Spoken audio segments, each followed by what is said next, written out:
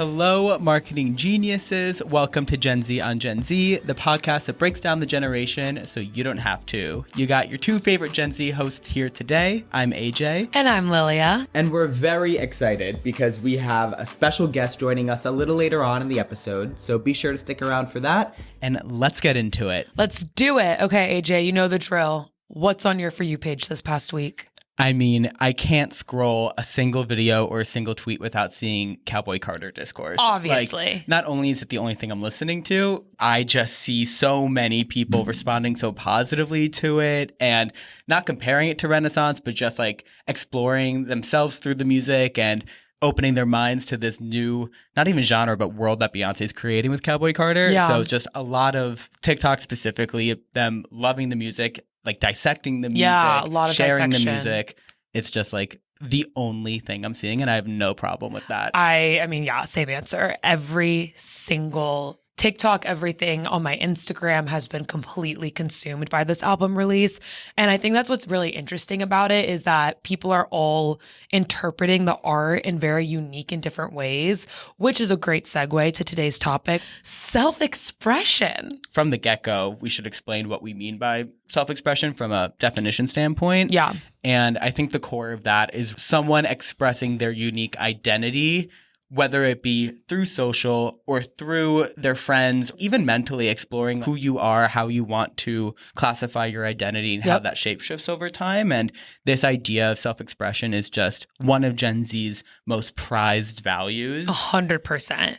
More so than I think previous generations too. Totally. I think that's something to take note of. And Gen Z, to them, it is so important to showcase different assets of themselves in unique ways. Totally. According to a study from Canvas 8, we see that 45% of Gen Z feel like there's too much pressure to be perfect on social. And I think this idea of being perfect was perpetuated from these older generations. Totally. Because it's all that Gen Z knew when they were growing up. It's like, all right, this singular mold of a person is what I should be, and that's how I should show myself on social. But now they're throwing it out the window. Yeah, and that's how they were brought up with social media. That was such, like, to your point, when Gen Z was introduced to social, it was the way millennials had crafted it. And I think millennials did a specific job at curating, you know, those aesthetic feeds, a very the keyword curated way of expressing themselves that a lot of other people conform to. And so, Gen Z saw that, didn't vibe with it, and now we're seeing their own interpretation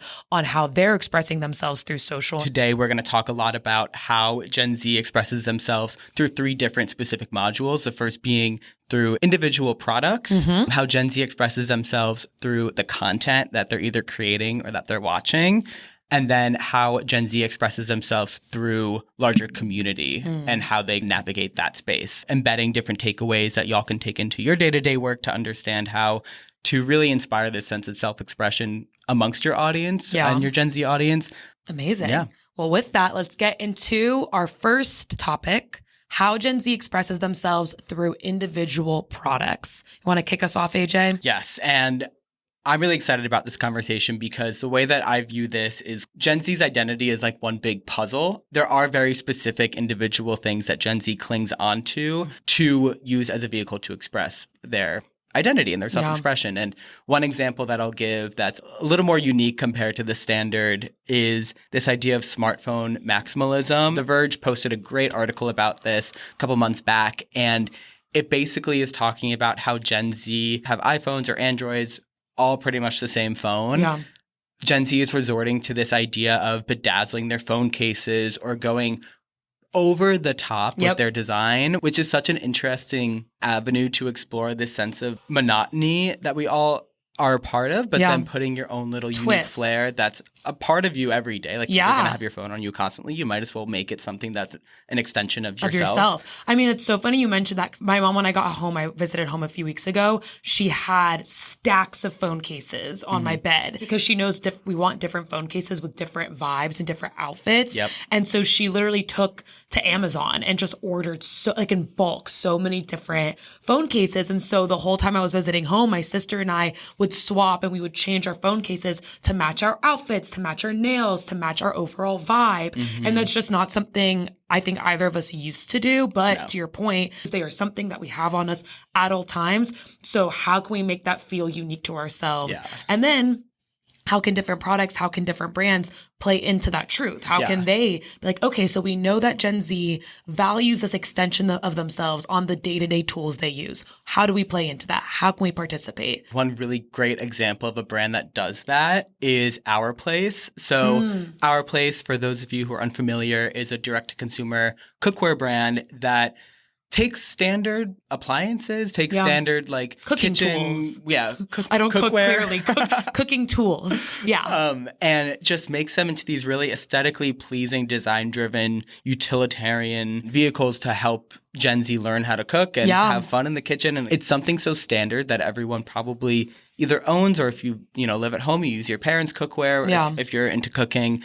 But this brand has found a really unique way to make the actual items super reflective. I own 2 items from Our Place. Granted, they're black because I wanted that. It's your vibe. But I know a bunch of people that have sage green, I have Dutch ovens. The bold pink magenta. They did a Selena Gomez collaboration, which was so fun. And there was all these bright colors, and that's what we have in our kitchen too. Yeah. They just kind of mastered this idea of taking something so standard and making it an extension of whoever's using it and just having fun in the kitchen, seeing what works, seeing what doesn't. And I think a lot of Gen Zers too are using fashion as a vehicle to explore that as well, of what is your daily uniform and how can that be an extension of yourself. And I know one brand that just kills it is, have you heard of Praying before? I have not. They are known for their slogan tees. For example, Charlie XCX was spotted in one that said, "They don't build statues out of critics." Okay, and it's fun. Just these iconic one-liners on shirts that Gen Zers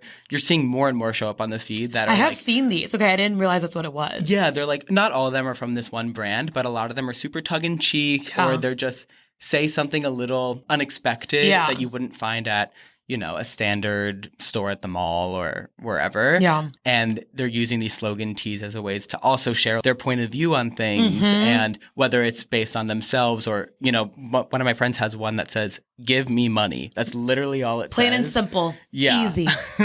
Give us money. Yeah. It's just like, that's so silly, but that's so you. Yeah. And we're seeing this also through Y2K and these different types of aesthetics that are driving this fashion industry forward, at least for Gen Z. Yeah. And like looking back to the past to find different ways of wearing clothing and different textiles and fabrics and patterns. I mean, that's why thrift shopping became viral, which feels so silly to say. Thrift shopping got viral, but it literally did. And this is a product that I wanted to talk about in particular to nails, which I don't know if you guys can see, but we have some really pretty nails here they're fire. I agree. Because, and me and my girl group of friends, we really prioritize nails as a vehicle of self-expression. And that's obviously something that brands are taking note of. They're like, okay, we're noticing that nails are becoming more of something that Gen Zers are valuing. How can we participate in that? And then you have brands like Kiss, which is a nail brand, and they have their stick-on, press-on nails, and they have so many different unique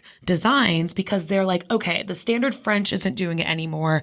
The standard one shade color situation isn't doing it anymore. How can we tap into things that we're seeing in culture, which is getting your nails done by an artist or at a different studio, something that's just not the same for everyone, and how can we tap into this with our own designs? So you see these more unique press-on nails. I love that example. And I think the through line for all of this is that these brands don't need to reconsider your entire product line to be these like bold patterns or these large, grandiose things or performances, but it's treating your product as this extension of someone that allows your Gen Z audience to fully commit to the full version of themselves and using that product as a means to that sort of end. 100%. Nerf blasters came to mind. Treating this specific product as like, oh, if you play with Nerf blasters, you are a gamer, you love adrenaline, you're like, this says something about you. Right. Yeah. So let's go all in that and make sure this person feels comfortable enough to express that side of them like 100%. That's such a good example. Yeah. Yeah. These can extend past lifestyle products. This really, I think that's an exercise for brands to do with their own products is what about this can be an extension of our audience? What about this can get our audience excited to own this part of themselves? How are we defining this product to be, like to your point about the Nerf blasters, adventurous? You're an individualist because you're embracing this adrenaline side of yourself, like using those words so people say, that's how I see myself. That's my identity. That's how I want to push forward. Great, let's align with that. So tidbits for your brand to figure out what products could be examples of that. Totally. So now that we've talked about how Gen Z expresses themselves through products, on to our next topic, how Gen Z expresses themselves through content. And we're super excited because we have a very special guest here with us today. We do. Adlan's favorite social media star. A UK treasure. He is also a brand new mover and shaker. So we're super excited to introduce Rob Mayhew. Yay! Audience clap. So welcome, Rob. We would love for you to tell us a little bit more about yourself and what self-expression means to you and how you bring that to life in the content you create. So I am a content creator and I am in my 40s. Is that important? I think it should be. Yeah. Because I got into TikTok when I was 40 years old, which some might say was later than other people. But I was been in the advertising marketing industry for over 20 years now, which is shocking. And I was also writing lots of strategies and creating creative for social media. So I wanted to know more about TikTok. So I started filming and I started making 8 TikToks a day. Which is a lot. Mad. Yeah. And eventually I stumbled, about 6 months in, I stumbled on just doing kind of relatable. I did a sketch about when you go into an office, a meeting room, and there's someone already in there. And I used the green screen and went from getting sort of 300 views to 20,000 views. Oh my gosh. And everyone was like, this is me, this is me. So I was like, okay, high relatable content. I've got 20 years of working in advertising and marketing. I've got this, I can do this with my eyes closed now. So that was what I started to do. And then I even niched up, if that's the term, and started making it very specifically about our industry. And I've been doing that now for 3 or 4 years and I love it. And it's the most fun thing. I post every day on TikTok and also LinkedIn. My audience are people that work in the industry, slightly older, but also I do get quite a lot of young people who want to know about what it's like to join. I forget that people look at my sketches and actually that's what it's like to work in the industry. Yeah. But I like to have fun and I have zero production skills. So TikTok was an opportunity for me to actually make something. I needed a creative outlet during lockdown. So I started making sketches and I absolutely love it. I mean, for me, self-expression is a really important thing because on TikTok, as a creator, that's what makes you stand out. It gives you that unique, because there's so many people on there, trying to get you to sort of stop scrolling, that you've got to have something to say, a unique voice. It doesn't necessarily mean you've got to look unique, but it's just you've got to have a point of view. And what I bring to my content with the agency sketches is my 20 years experience and the things I sort of noticed in the room, and I make little notes of things that happen. I think, do you know what, that would make a great sketch. And it's just that kind of identifying those things. And I then put my own personal twist on it. Ideally a joke, try and make it a bit funny. Yeah, it's always been really important to me. And I think now with what's happened with social media, there is a pressure, I think, that everyone has to feel like they have a thing, be unique, whatever.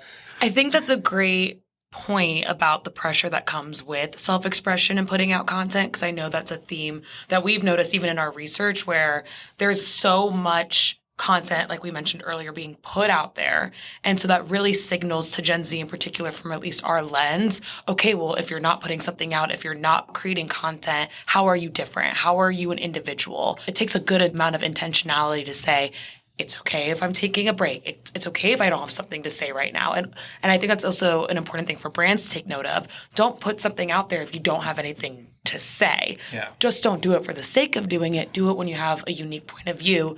Do it when you want to feel rejuvenated from expressing yourself. What age were you when you got your first mobile phone? Because I was 21, because that's just, they weren't around. Yeah. And it was a Nokia, it wasn't a smartphone.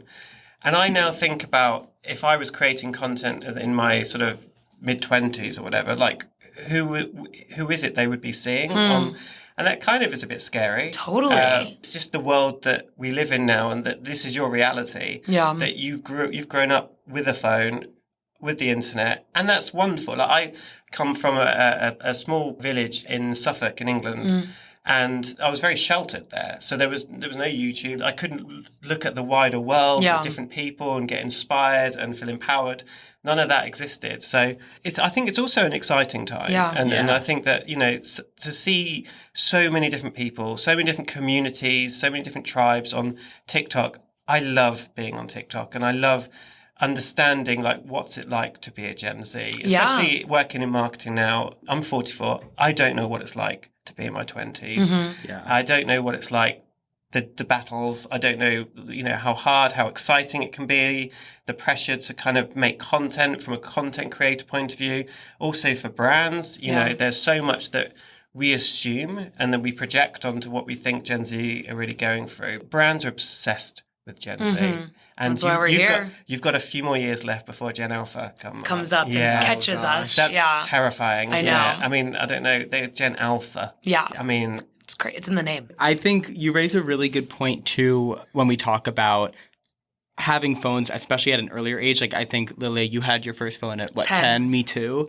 And at that point, it was YouTube. It was the early onset of Twitter and these types of social media platforms helping us, Facebook, explore what's even available out there that we could align ourselves with throughout the proliferation of social, and through now TikTok, especially coming in hot during the pandemic when we had all that time to sit with the daunting questions of like, who am I? What is my purpose? Once you kind of have that foundation, especially from a Gen Zer's perspective of navigating what's out there, what's available, now TikTok is in this position of showing us not only so much more of what's available to us and what we could explore aligning ourselves with and expressing ourselves through, but also having much deeper rooted communities available to us to show like, if you're into anime, for example, cool, I love this. This is a part of me. But now on TikTok, you see all these communities talking really, really in depth about anime and connecting with one another over this and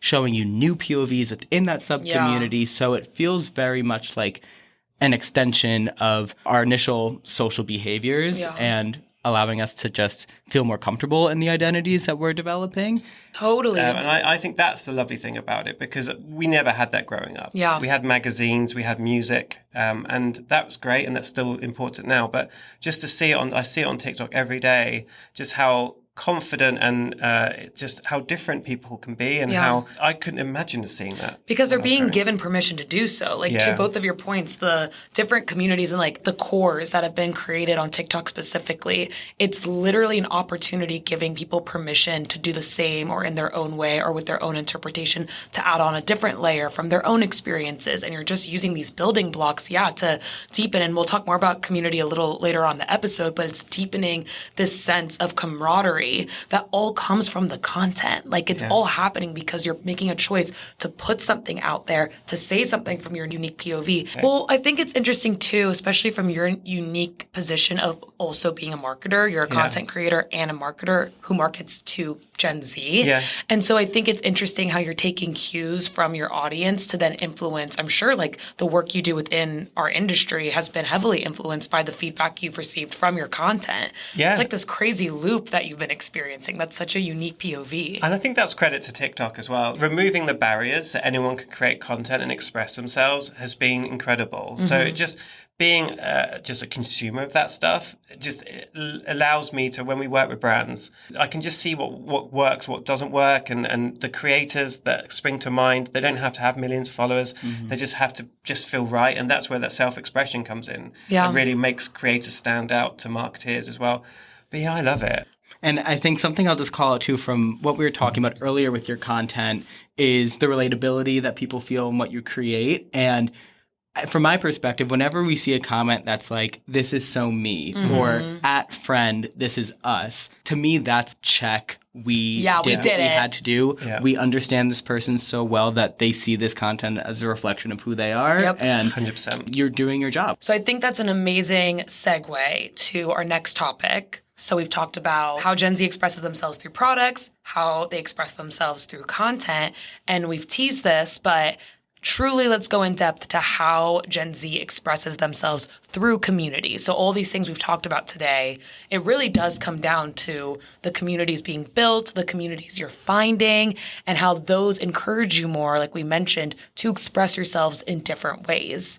And I think that is at the end of the day, we're just trying to feel less alone, validated in our behaviors, and empowered to do more things that make us feel like us. And I don't know what that means to each of you, but I'm curious how your sense of community has been uplifted through your experiences on TikTok, either as a content creator or just as a consumer. Yeah, great question. I think, at least from my perspective, from that consumer angle, the communities I choose to align myself with, I try to strategically decide if it's going to allow me to be a more comfortable version of myself. So especially as a queer Gen Zer, finding the communities that are full of people that unapologetically show their queerness and their adoration for just joy and expression and all the different avenues that intersect alongside this larger macro community of just queer folk across social through the music that we listen to. And we're talking about Renaissance and like house culture and ballroom culture and all these different subcultures within this larger thing that I identify with helps me navigate and keep it fluid, which I think is really important. Social moves at the speed of culture. It changes at the drop of a hat. So having that flexibility to really find those communities that feel very strongly placed within, but not beholden to them. So if you want to explore, you can, and nothing's holding you back. If anything, they're going to cheer you on and be like, dope, do what you have to do to become this fully realized version of yourself. We need that to feel a sense of sanity and a sense of camaraderie. And going back to that stat from earlier, we look to self-expression to live happier and healthier lives. Community is that one major thing that helps us get there. Yeah. Wow. So well said. And you hear brands talk about community all the time, or we talk to brands about community all the time. What are the things that brands can do to kind of be part of a community? Do they find an existing community? Do they create their own community? Will you see through it? How authentic does it need to be? Because we all know the word authentic is pushed around a lot. Totally. But actually, if it's something that's interesting, exciting, and what is a community to a brand? At large, we see these communities specifically on TikTok that fit within certain aesthetics. So it's less of actual physical interest, but more of like, cottagecore. There's coquette, which is all the ribbons and bows and that aesthetic. There's normcore, cluttercore, old money aesthetic, Europecore. The list goes on and on and on. And I think when it comes down to a brand's POV looking at those specific communities, it's a matter of all these different aesthetics and cores are happening at the same time. So by spreading yourself so thin and trying to capture all of them at once for that mass appeal, in my opinion, isn't going to do you any good. It's a matter of having that strong POV of which communities you want to align with. And McDonald's is an example of a really good brand that taps into these sub-communities through the Travis Scott collab. And like anime. Anime right now with McDonald's. It's just their whole strategy, which I see work exponentially well for them. Because they're not only like talking to different communities, but they're showing that they studied these communities and they understand them. So they feel seen as well. They're like, oh my God, McDonald's can see us. They get it. They acknowledging us. And exactly. Yeah. So I think it can go multiple ways. And an example of a brand that took these ideas, just going back to the cores and aesthetics of everything, instead of just trying to associate themselves with one, Madewell and Jortcore, which basically cut up your jeans and then do whatever the heck you want. Show your individual style through the way you're creating your jorts. Gen Z is cultivating around these little communities, massive communities. And they're excited about them. And we're seeing so much engagement with these various cores. And by breaking down all the relevant cores at the time, explaining what this means to our audience and how they're using these as vehicles of self-expression. So here's our interpretation of what makes a core exciting by introducing Jortcore, incorporated a fun song that also tapped into the music that they were excited about at the time, and really created this really amazing 360 campaign all around self-expression. How do brands find, like, if they're starting now and they're like, right, I want to understand cores. Did you go onto TikTok and just write in cores, or just how would you start to understand what, like? That's a good question. If you get a new brief in, okay, Yeah. and you like, right, okay, and they want to understand these different tribes and all that, and that's all those are written in the brief. Where would you start? TikTok. Yeah. Like literally, and I mean, maybe your Yeah. method's different than mine, but the deep dive, the digging on literally, you would write core and you would see, I always compare the amount of views per hashtag. Yeah. I start there. Yeah. And then I think once you notice some larger hashtags have gotten a lot of traction, then you do the nitty-gritty work of going into the comments and social listening about the interpretation of the core. Because I think that's something that people can often breeze by is, sure, you can see like 5 billion impressions on a core, but what do people think about it? Because there might be some controversy. There might be some comments in there that you would not have even thought about if you just went by the numbers. And that's why we say, like, as much as data and analytics are important and we don't negate that, but with this new generation of marketing, you have to deeply understand the social sentiment that comes from social listening. There are plenty of cores that I don't know about.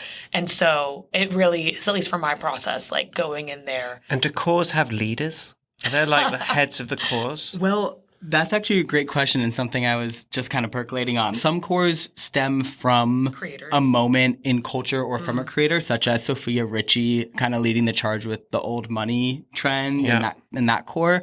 Like she became the face of it. Right. And like influenced it. That's basically a clean aesthetic, but it's good quality outfit. It's not opulent. It's not like, it's not logos, is it? No. Yes. There we go. Yeah. Exactly. It's like this rejection of logomania and rejection of maximalism and gaudiness. And I think there are some creators that when you think of, for example, like Nostalgia Core or Y2K, I think of this creator, Aaliyah's Interlude, that just like flips this trend on top of its head, and like everything that she wears eventually will become a trend for everyone who identifies within that core. So there definitely are those who like really exemplify what the core exactly is. And a lot of consumers look to them as their North Star of how they should then express themselves through that. All these cores that we're talking about, these niches per se, they all ladder back to the communities being built around them, because bringing it back to that feeling of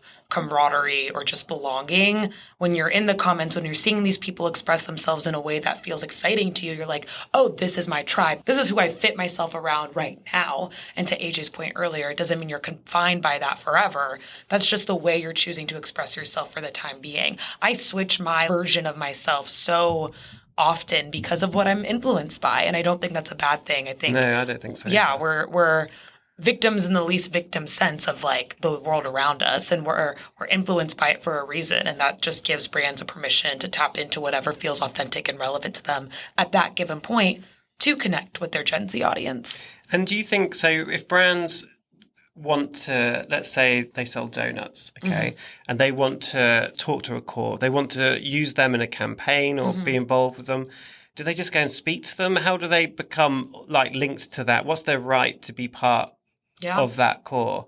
What's another brand who has done quite a good job of using cores as a sort of essential part of what they do on sort of TikTok? Cores are very specific to the visual identity of a brand. And so I think natural ways in, I mean, this is funny. You said the donut example. It just made me think of Hailey Bieber's Road. Yeah. She literally tapped into Krispy Kreme because she had a line that was like called Glaze. And obviously when she created Glaze, she wasn't thinking about donuts. Yeah. But she was like, okay, Glaze, donuts, Krispy Kreme, and did this whole campaign around Krispy Kreme donuts. And it's one of those things where it's like, you just almost do an exercise of linking the chain. Like what do I know people get excited about? And even though, and I don't know, maybe there are stats about how Gen Z loves Krispy Kreme, but I don't think it's a blatantly Gen Z brand. They just know it's like a thing that would get people excited in collaboration with. Yeah. So I think it's all about choosing authentic representatives of a specific course, like Sophia Richie that we mentioned earlier, the old money, clean girl aesthetic. I know that she's partnered with a lot of skincare brands that they really covet that more sleek and clean vibe. And Yeah. so they tap Sophia Richie. They know that she's cultivated an audience based on this niche. She's cultivated an audience based on being the leader of the old money trend. So these brands that also want to be associated with old money, also want to be associated with the clean girl aesthetic, they're seeing her and saying, okay, if we want these followers to think of us in alignment with this idea, Sophia Richie's our girl. And if you can't afford a Sophia Richie, you then do your deep dive on influencers who are influenced by her, because there's plenty of creators out there that use the same look, use the same aesthetics as this larger scale person, and they do it into their own more macro micro ways. And so it is a lot of research to understand who these individuals are, but I often think those are usually the best avenues into putting yourself in proximity with these niches. And again, make sure it feels natural to your brand, because I think it's really easy to say, well, this is relevant. Let's just tap that creator. Like Alex Earl right now, she's on fire, but people will read you for filth if you are tapping into a creator in an unauthentic way and are just doing it because you have enough money to do so. But the things that really work is when they see the alignment, when they understand like, oh yeah, that does make sense for this like energy drink to be with Alex Earl because she's a party girl. Like those things make more sense. So round out this incredibly rich episode on self-expression. We could talk about this for hours and hours and hours, but that would be a really, really long time. We would like to ask you, Rob, if there are any final questions for us as Gen Zers in terms of what curiosities you have about our POVs on self-expression. What would be your top tips for brands when it comes to self-expression? Because I think it is a complicated thing for marketers to understand. The first thing is, and this should be a no-brainer to everyone listening, but diversity, equity, and inclusion in everything that you do. It shouldn't be a checklist kind of operation. It just should be a part of the ethos of your brand, of finding those people to represent your brand that also represent the people consuming the brand. And that's not a cookie cutter kind of interpretation of the perfect member of your audience. It's everyone and everything and each corner of culture that's a part of your consumer base. Yeah. Make sure that they're represented in what you do. And there are many ways to do that, but not to overuse the word, but authenticity is what really reigns supreme here, and showing, the people buying your products in the work that you're creating for your brand is crucial. Something I'll add on to that too, I think it could be easy to forget this piece when you are targeting a niche and when you are diving into the cores that we discussed.